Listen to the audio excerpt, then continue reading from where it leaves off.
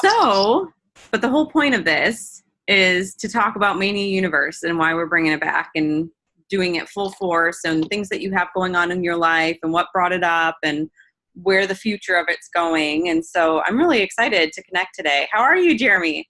I'm doing fantastic. You know, the tech glitches, you just got to laugh at them. You just got to I laugh. know, right? There's nothing you can do. It's like you can prep as much as you want.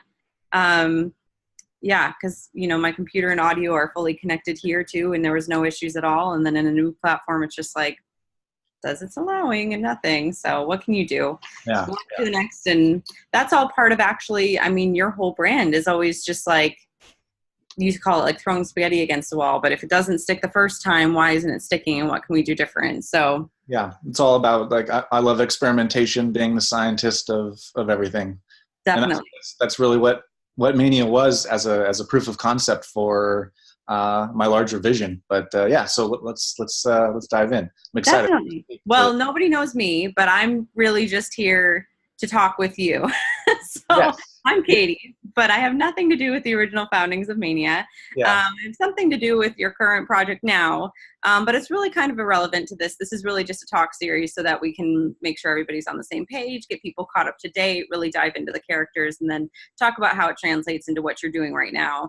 But we wanted to start today with just talking about your story, because as the founder of Mania, obviously it's really near and dear to your heart. And there's a reason that you wanted to propel this particular idea of neurodiversity into like the spotlight as being a superpower and not a handicap. And this came out years ago. Neurodiversity is more mainstream now, but back when you were doing this, that there was nothing else like it. So tell us how you got to that concept. Give us the backstory as to why that became kind of a central theme.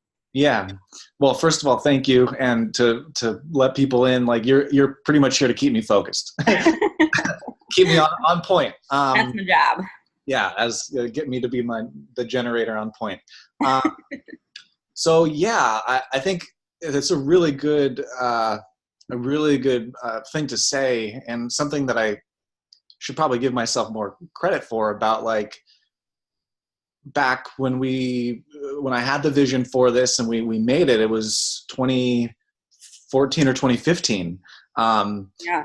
And for me, when I found the vision for Mania and I started to tap into, what it meant to me, it really came from this point of view of like, I didn't feel creative at all growing up.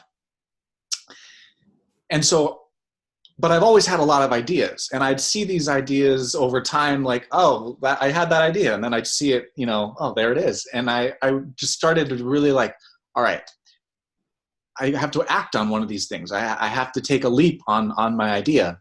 And so when I started doing personal development and found the empowerment of negativity into positivity, the polarity switches that I was able to consciously guide for my own betterment, there was a message there that I wanted to share, but I didn't know how to do it because it felt bigger than me. But also I never had the experience of taking the message and putting it into something creative. And so naturally the synchronicities put me together with a writer, Leon, who's the writer of Mania. And we just started bouncing ideas off of each other. I was sharing my vision, and he's written stories and all of that stuff. And he does Dungeons and Dragons game master, dungeon master. And I started sharing my big picture vision, and what his gift is taking a vision and making details to it. And so I came into this, I was like, this message needs to be shared. Like, what I have done in my own consciousness is see all of these things that were hindrances, all of these things that were limitations, all of these things that I couldn't accept about myself, all of these things that I thought were so solidified and limiting to me, socially, creatively, all these self-judgments, all these self-critiques, and all of these ways in which I didn't think I fit in, and all of the the ways in which I felt very separated and unaccepted by myself and by others in the world, in my family, like that, even to say more bluntly. Yeah. And so Leon came and helped me bring that vision that I had for a new, really exciting way to ground superpowers. That's what it really came down from for me, was the Marvels, the DCs, all of the superheroes. Sure, they have their kind of roots in science, and X-Men is like evolutionary genetic kind of mutations, and the Marvel has the aliens and Tony Stark, which is like technological. But the leaps to superpowers were still very. I mean, they're good. They're all awesome. But I had this idea for something that really connected it to psychology, and really could share an empowering message to people. The more that they dove in to the subtext. Yeah. It makes sense, because the Mania characters, it's something that's internal within themselves that they've been rejecting, that becomes amplified, and that's their superpower. Whereas a lot of the general superpowers or superheroes out there, Tony Stark being a great example, it's more so like armor outside of himself. And, same with Batman, any sort of style out there. I mean, like you said, sometimes they're scientific, or sometimes there's like Spider-Man was bitten by a radioactive spider, whatever, but it's not really something that started from within, something that was already within them that then gets transmuted and amplified into the world and becomes a superpower. So that's super cool. I mean, there was so much gold in what you just said too, because even starting all the way back to when you said you didn't feel like you were creative, but you had all these ideas, I feel like that's such a standard thing that nobody talks about, is that somehow if you are not a beautiful artist and you can't bring like works of art to life, or you're not this like artisan jewelry maker, or you don't know how to sew fashion, or like you don't have an outlet for creativity, somehow that makes you less creative. And I know that that's a driving passion with where you're going, and some of the reasons for coming on here is that so many people, and especially probably people that have related to you, probably have this like buried creativity, or they know that they have all these big ideas, but they don't even know where to start. And so I just love that as well, because I think that's such a powerful piece of your story. But even moving past that, I also love that you just, like you were saying, like you just owned that these weren't these things that you were rejecting about yourself. When in a time when we were growing up, it did very much, like, you didn't say it this way, but it sealed your fate in a way. Whereas nowadays there's such an open mind, and it's the perfect time to really regenerate this and bring it back, because there's a long way to go. But I know when we were kids and when we were in school, I mean, it was just EDLD and everyone was just boxed in there. Or for me, I remember in my hometown, like ADD became a big thing and Ritalin became a huge thing, where they were just trying to medicate it away rather than embrace it and see how to teach differently and look for alternative methods to really enhance that. So I'd love to talk more about how, you said you dove into personal development, and in your personal development journey is where you kind of got to this, but you were doing like stream of consciousness writing. You did a ton of personal development.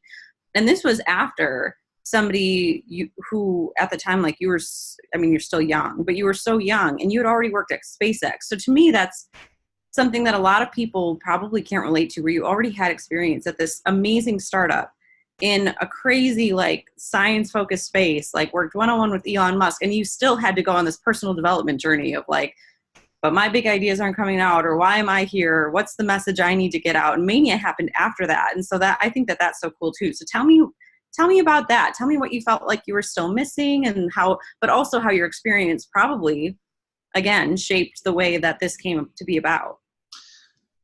Ooh, yes. So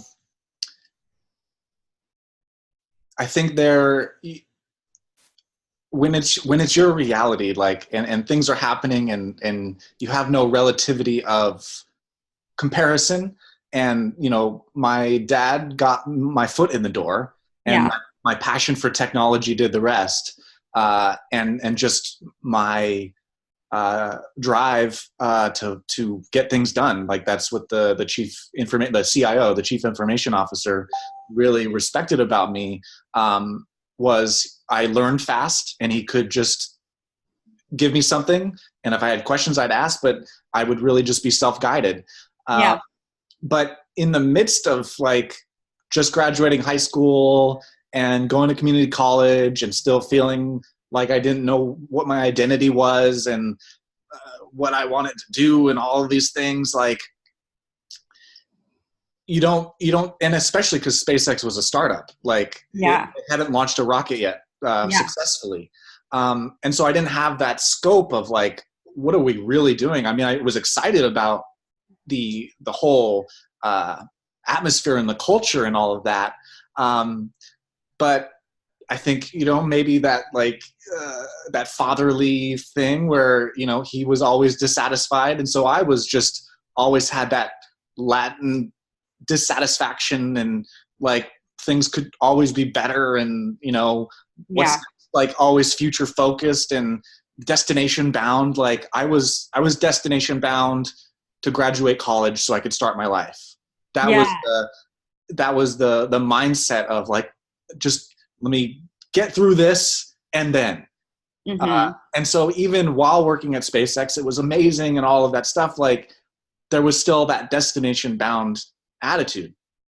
And so when I finally had that chance, I graduated college and I was let go from SpaceX because they went from startup to more specialized people. Like instead of, I was like a multi-hat wearing kind of not specialist guy. And as they grew, they found people for each individual hat. And there was no animosity. It was like, yeah, I'm ready to start something else. Like this is great timing. And then I took like a good year off, like you said, to just do self-exploration. I gave myself, I didn't worry about, that judgment of like, I'm not doing enough. And I just decided like self-exploration and journaling and really diving into myself. I was doing therapy, but still feeling, that mental torture, overthinking and just not feeling like I really was where I wanted to be. And